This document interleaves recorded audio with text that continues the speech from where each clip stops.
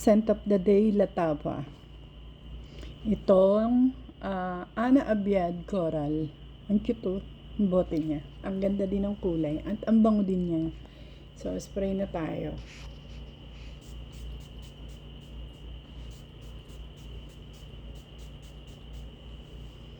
Yan, ang bango. Medyo malakas. Sa una, medyo maano sa ilong.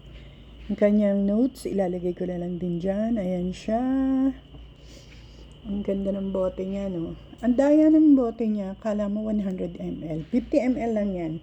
Tingnan nyo yung bottom niya, oh, andito. Pati yung gilid, ang kapal.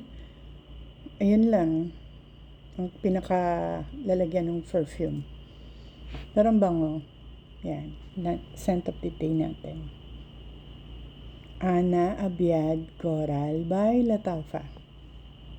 Bihira ang perfume ko na Latava. Bihira ako magkagusto ng Latava. So, ayan.